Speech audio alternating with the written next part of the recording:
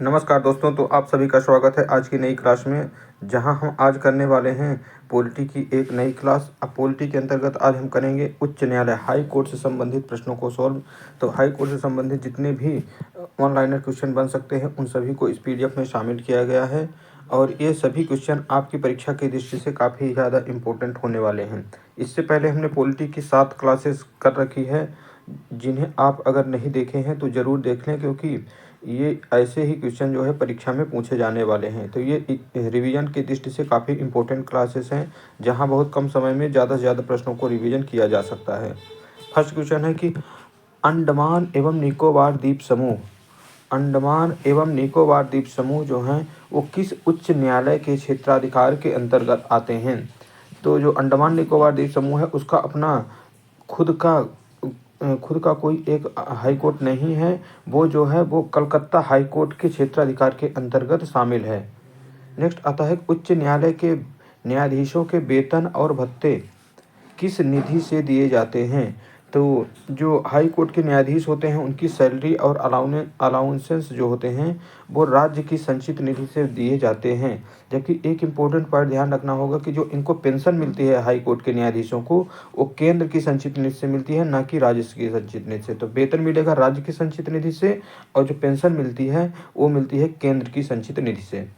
उच्चतम न्यायालय के निर्णयों से पूर्व किस उच्च न्यायालय ने यह निर्णय दिया है कि एक ही बार में 3 तलाक कहने से तलाक होना गैर कानूनी है।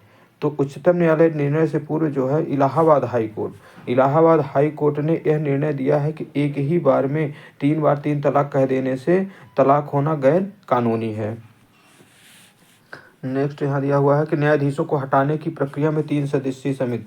तो जब किसी न्यायाधीश को हटाए जाने का महाभियोग संसद में लाया जाता है, लोकसभा और राज्यसभा में, तो उस समय क्या है, हटाए जाने से जो वहाँ के सभापति या कि लोकसभा अध्यक्ष होते हैं वो एक समिति का गठित करते हैं। उस समिति में 3 सदस्य होते हैं। तो एक सदस्य जो होंगे वो भारत के मुख्य न्यायाधीश सीजेआई या उच्चतम न्यायालय का कोई वरिष्ठतम अन्य न्यायाधीश होंगे।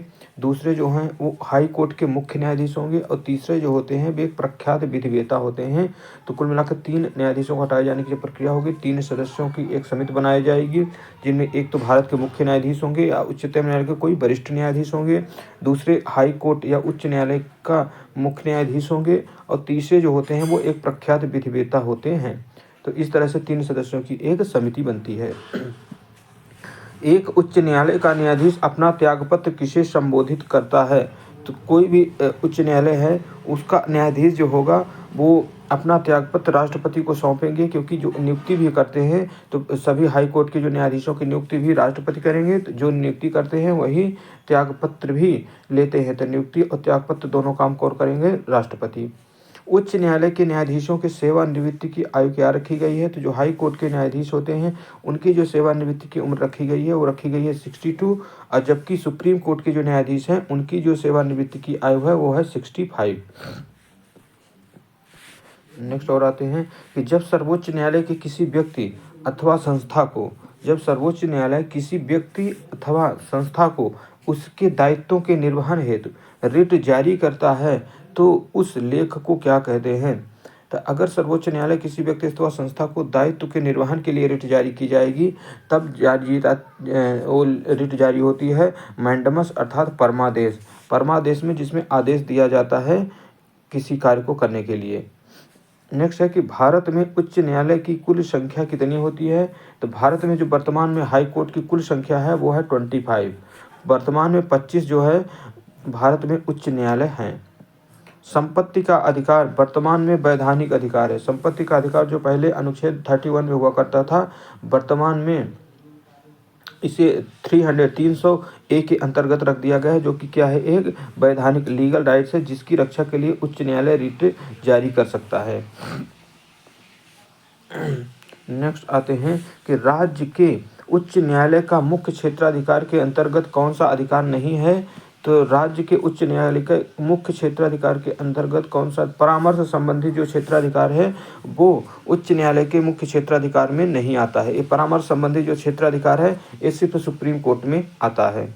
अधीनस्थ न्यायालयों की कार्य पद्धति का परीक्षण कौन सी याचिका करती है? तो अधीनस्थ न्यायालयों की जो कार्य पद्धति है उनका परीक्षण करने के लिए जो ऊपर के हाई कोर्ट और सुप्रीम कोर्ट न्यायालय होते हैं उनके द्वारा एक उत्प्रेषण रिट जारी की जाती है। मूल अधिकारों का संरक्षण उच्च न्यायालय और उच्चतम न्यायालय दोनों की अधिकारिता में आता है।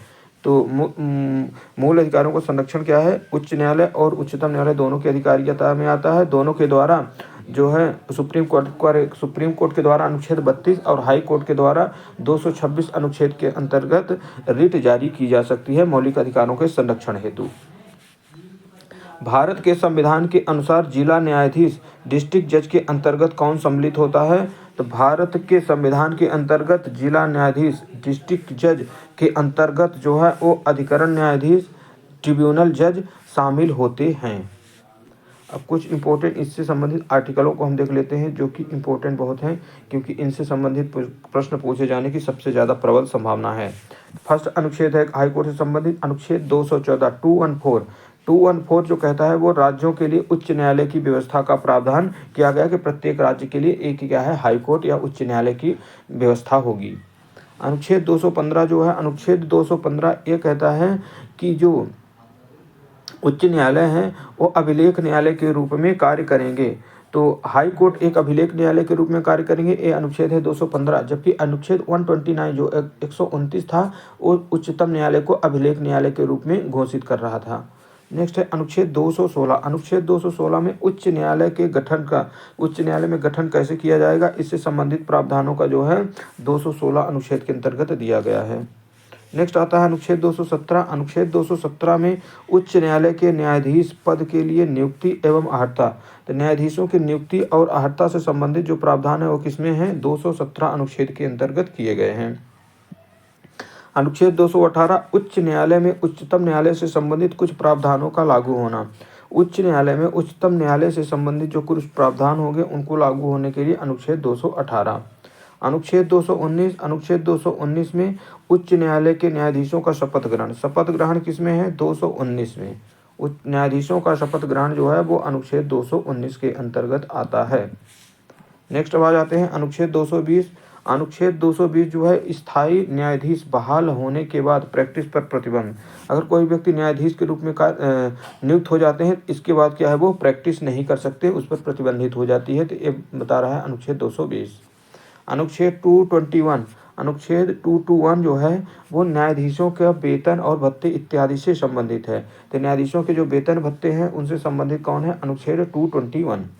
अनुच्छेद 222 जो है उच्च न्यायालय के एक स्थान से दूसरे स्थान पर स्थानांतरण। न्यायाधीशों के जो ट्रांसफर से संबंधित प्रावधान किए गए हैं उनका वर्णन है 222 के अंतर्गत 222 में।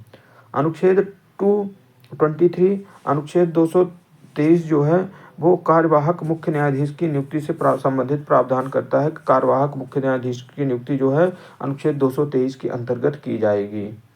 अनुच्छेद 224। अनुच्छेद 224 के अंतर्गत अतिरिक्त एवं कार्यवाहक न्यायाधीशों की नियुक्ति से संबंधित प्रावधान किए गए हैं। तो अनुच्छेद 224 अतिरिक्त एवं कार्यवाहक न्यायाधीशों की नियुक्ति से संबंधित प्रावधान किए जाने की व्यवस्था की गई है। नेक्स्ट अभी और अनुच्छेद हैं। एक इम्पोर्टेंट अनुच्छेद आ जाता है 224A। 224 जो है उच्च न्यायालय में सेवानिवृत्त न्यायाधीशों की नियुक्ति। सेवानिवृत्त न्यायाधीशों की नियुक्ति से संबंधित जो उच्च न्यायालय में प्रावधान है वो हैं 224A के अंतर्गत। 225 जो है आर्टिकल, इसमें उच्च न्यायालयों का क्षेत्राधिकार। उच्च न्यायालयों का क्षेत्राधिकार क्या होगा इससे संबंधित प्रावधान है 225 में। 226 इसमें क्या है कि मौलिक अधिकारों का उल्लंघन होने से जो रिट याचिकाएं जारी करने से संबंधित प्रावधान किए गए हैं वो किए गए हैं। अनुच्छेद 226 अनुच्छेद 226A। अनुच्छेद 226A के अंतर्गत केंद्रीय अधिनियमों की संवैधानिक वैधता पर विचार नहीं किया जाना है। तो अनुच्छेद 226 जो है ये बता रहा है कि इसके अंतर्गत केंद्रीय अधिनियमों की संवैधानिक वैधता पर विचार नहीं किया जाएगा। केंद्रीय अधिनियमों की जो संवैधानिकता वैधता की जांच करेंगे वो किसके? उच्चतम न्यायालय के द्वारा की जाएगी, न कि हाई कोर्ट के द्वारा। नेक्स्ट आता है 227 227 227 में उच्च न्यायालय के सभी अधीनस्थ न्यायालयों को अधीक्षण करने की शक्ति। तो अधीनस्थ न्यायालयों पर अधीक्षण करने की शक्ति किसमें है? अनुच्छेद 227। अनुच्छेद 228 में क्या है? तो उच्च न्यायालयों में कुछ मामलों का स्थानांतरण करने से संबंधित प्रावधान जो है वो 228 के अंतर्गत। 228A राज्य अधिनियमों की संवैधानिक वैधता से संबंधित प्रश्नों के विस्तारण के लिए विशेष प्रावधान किया गया है। अनुच्छेद 229 के अंतर्गत अनुच्छेद 229 में पदाधिकारी तथा सेवक एवं उच्च न्यायालयों के व्यय, पदाधिकारियों के द्वारा सेवक के द्वारा एवं उच्च न्यायालय के जो व्यय होंगे वो सभी किसमें शामिल किए गए हैं? अनुच्छेद 229 के संबंधित प्रावधान किए गए हैं। अनुच्छेद 230 अनुच्छेद 230 जो है उच्च न्यायालयों के क्षेत्राधिकार का वर्णन करता है। और अनुच्छेद 231 अनुच्छेद 231 काफ़ी इंपॉर्टेंट आर्टिकल कि 2 या 2 से अधिक राज्यों के लिए एक साझे उच्च न्यायालय की स्थापना जो है वो 231 आर्टिकल के अंतर्गत प्रावधान किया गया है। तो ये सभी आर्टिकल इंपॉर्टेंट है, इनसे संबंधित कोई भी प्रश्न पूछा जा सकता है। अब कुछ हम देख लेते हैं उच्च न्यायालय की पीठ, उच्च न्यायालय एवं पीठ या क्षेत्राधिकार से संबंधित। इनसे सभी प्रश्न इंपॉर्टेंट हैं, जैसे कि कोलकाता, मुंबई और मद्रास, ये जो है इन उच्च न्यायालय की स्थापना एक साथ होती है और यही देश के 3 सबसे पहले उच्च न्यायालय होते हैं। तो 1862 में कोलकाता, मुंबई और मद्रास हाई कोर्ट की स्थापना की जाती है। कोलकाता हाई कोर्ट का मुख्यालय जो था कोलकाता में था, मुंबई का मुंबई में, मद्रास का मद्रास में। तो इनसे संबंधित जो सबसे इम्पोर्टेंट फैक्ट ये है कि इनकी स्थापना जो है सबसे पहले हुई थी 1862 में। और इनका जो क्षेत्राधिकार है वो याद रखना है कि कोलकाता का क्षेत्राधिकार कहाँ कहाँ तक है? वेस्ट बंगाल में है और साथ ही साथ अंडमान निकोबार द्वीप समूह में भी इनका क्षेत्राधिकार है। तो एक क्वेश्चन कई बार प्रीवियस ईयर में पूछा गया है कि अंडमान निकोबार द्वीप समूह का जो हाई कोर्ट है वो कहाँ लगता है? तो उसका हाई कोर्ट है कोलकाता में। नेक्स्ट एक इम्पोर्टेंट ये है मुंबई का क्षेत्राधिकार कहाँ कहाँ तक है? मुंबई का महाराष्ट्र में है, साथ में दादर नगर हवेली एवं दमन द्वीप तथा साथ में गोवा। तो 2 राज्यों और एक केंद्र शासित प्रदेश को कौन कवर कर रहा है? मुंबई। तो मुंबई जो हाई कोर्ट है वो महाराष्ट्र को पूरा कवर कर रहा है, साथ में गोवा राज्य को, और इसके साथ ही जो है दादर व नगर हवेली तथा दमन व द्वीप को ये हाई कोर्ट क्षेत्राधिकार के अंतर्गत आते हैं। मद्रास हाई कोर्ट के अंतर्गत तमिलनाडु राज्य और पुदुचेरी जो है ये प्रमुख रूप से इसके क्षेत्राधिकार के अंतर्गत शामिल हैं। और बाकी हाई कोर्ट इतने इंपॉर्टेंट नहीं है। एक ये इलाहाबाद हाई कोर्ट इंपॉर्टेंट हो जाता है, जिसकी स्थापना कब हो रही है? तो इलाहाबाद हाई कोर्ट की स्थापना जो है 1866 में हो रही है और इसका क्षेत्राधिकार उत्तर प्रदेश तक ही है। और ऐसे हाई कोर्ट को देख लेते हैं जिनका क्षेत्राधिकार एक राज्य से ज़्यादा है। तो इसके अलावा ये हो जाता है पंजाब और हरियाणा हाई कोर्ट जो है इसका जो क्षेत्राधिकार है ये 1947 में इस्टेब्लिश हुआ और ये पंजाब हरियाणा और साथ में चंडीगढ़ तक इसका क्षेत्राधिकार शामिल है। अब नेक्स्ट इंपॉर्टेंट हाई कोर्ट जो है वो है गुवाहाटी असम राज्य में है, लेकिन इसका क्षेत्राधिकार जो है वो 1 से अधिक राज्यों में फैला हुआ है। एक तो असम राज्य में है, साथ में नागालैंड में है, फिर मिजोरम में है और अरुणाचल प्रदेश। असम, मिजोरम, नागालैंड, अरुणाचल प्रदेश, नागालैंड, मिजोरम, इस तरह से इसको 4 राज्यों को कवर करता है कौन? Guwahati high court. Guwahati high court जो है असम, नागालैंड, मिजोरम तथा अरुणाचल प्रदेश राज्यों को क्षेत्राधिकार सम्मिलित है। और इसके अलावा देख लेते हैं केरल, एक इम्पोर्टेंट हाई कोर्ट है केरल हाई कोर्ट जो है ये इसके अंतर्गत केरल व साथ में लक्षद्वीप के क्षेत्राधिकार शामिल है। इसके अलावा और देखते हैं तो बाकी सभी राज्यों का अपने अपने राज्यों तक ही सीमित है, तो उन राज्यों को नहीं याद रखना है, सिर्फ उन राज्यों को याद रखना है जिनका 1 से अधिक राज्यों में क्षेत्र को कवर कर रहा है। यहाँ एक विशेष पॉइंट दिया गया है कि 8 केंद्र शासित प्रदेश विभिन्न राज्यों के उच्च न्यायालय के अंतर्गत आते हैं, अर्थात कि जो 8 केंद्र शासित प्रदेश हैं उनका अपना कोई पर्सनल हाई कोर्ट नहीं है, वो सभी दूसरे राज्यों के हाई कोर्ट में सम्मिलित हैं। अब आ जाते हैं इनसे संबंधित जितने भी इम्पोर्टेंट फैक्ट हैं इनको तो हमने देख लिया है। और यहाँ एक पॉइंट ये दिया हुआ है कि 6 उच्च न्यायालयों इलाहाबाद, बॉम्बे, गुवाहाटी, मध्य प्रदेश, मद्रास व राजस्थान की स्थायी खंडपीठ है। अगर ये पूछा जाए कितने हाई कोर्ट की स्थायी खंडपीठ है, तो वो है 6 उच्च न्यायालय। एक तो इलाहाबाद है, बॉम्बे है, गुवाहाटी, मध्य प्रदेश, मद्रास और राजस्थान। केवल कर्नाटक उच्च न्यायालय की मुख्य पीठ, केवल कर्नाटक उच्च न्यायालय की जो मुख्य पीठ है वो बंगाल की 2 सर्किल खंडपीठ है। तो इसको ज़्यादा अच्छे से समझ में नहीं आ रहा कि यहाँ लिखा क्या है, तो इसको स्किप कर देते हैं। नेक्स्ट देख लेते हैं कि यहाँ क्या लिखा है। उच्च न्यायालय में कार्यवाही लंबित होने की दशा में लागू की जाती है रिट। तो अगर न्यायालय में कोई भी कार्य लंबित पड़ा होने के कारण कोई किसी भी केस में लंबित है, तो इस दशा में जो ऊपर के न्यायालय होते हैं, हाई कोर्ट और सुप्रीम कोर्ट के द्वारा प्रतिषेध प्रोहिबिटेशन रिट जारी की जा सकती है।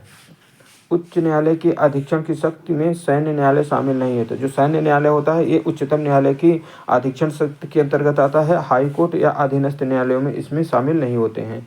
तो हाई कोर्ट से संबंधित जितने इंपॉर्टेंट फैक्ट थे उन सभी को याद किया जा सकता है, रिवीजन कर लिए हैं। तो आगे हम नेक्स्ट क्लास में फिर से मिलेंगे, जहाँ का